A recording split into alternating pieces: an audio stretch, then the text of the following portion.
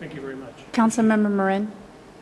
Thank you. I have a couple of questions.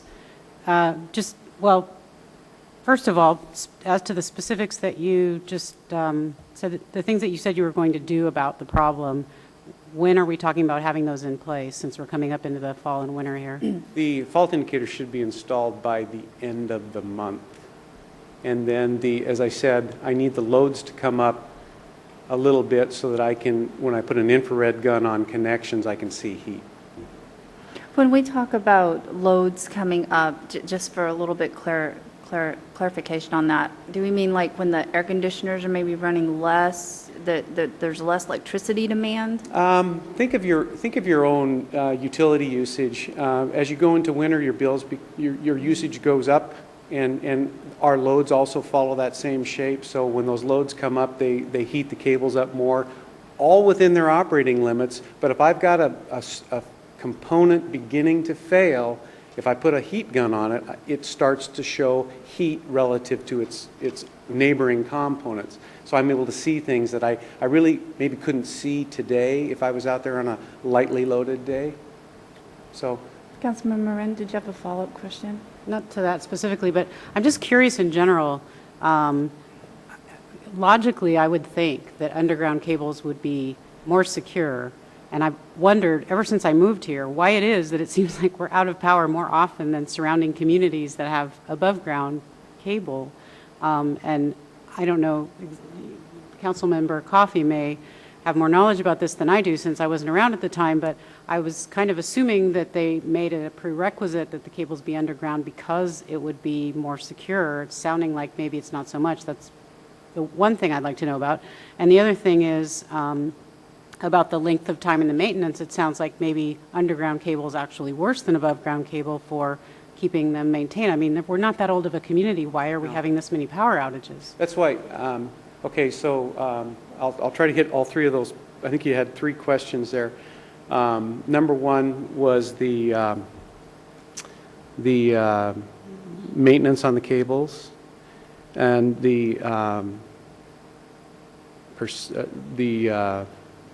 what was the first?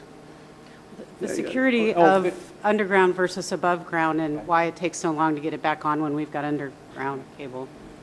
And we're such a new community. And we're new. Right, and so the system serving the community is new, relatively new. 12 years old is a good system. It's relatively new.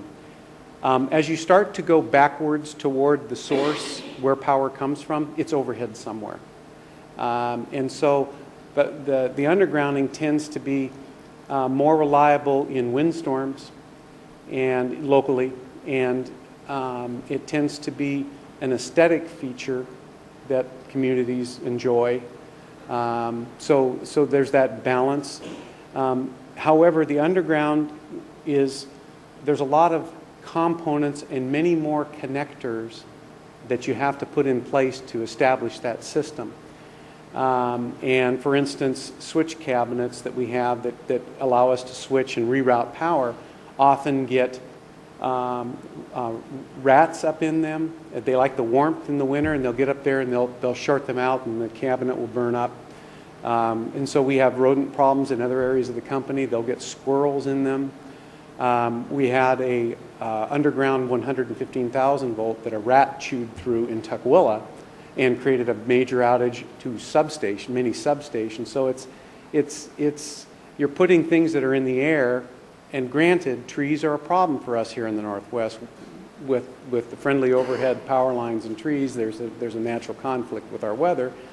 And when you put them underground, you remove that mode, but you also have other problems. We, maintenance-wise, as I said, the backbone system serving the city is highly reliable. It's a good system.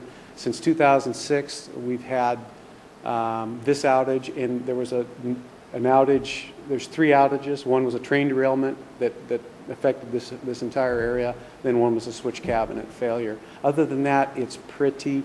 There might be, in the context of the community, not spot outages here and there.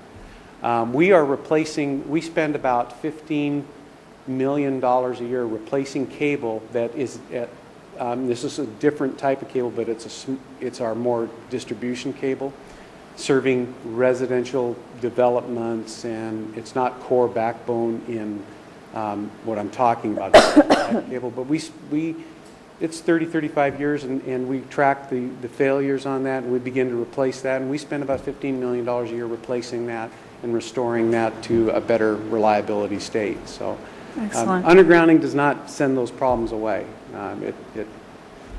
Just one more question.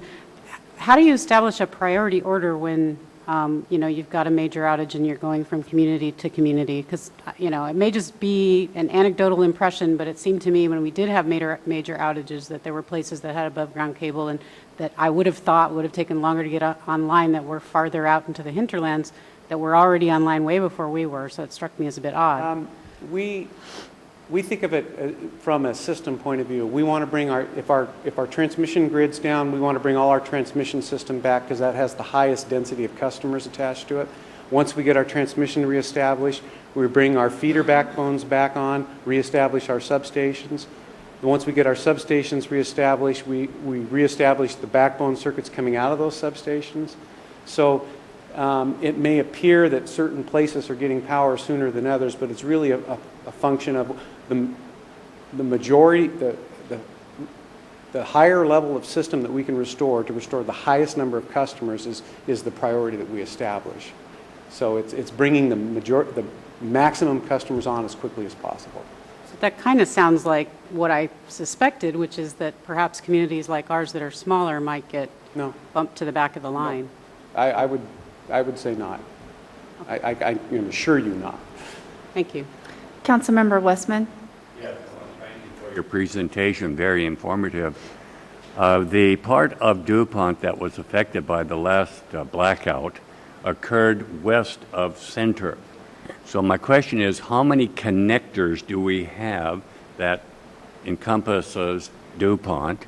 And secondly, the historic village, is their system different than what we have here in Northwest Landing?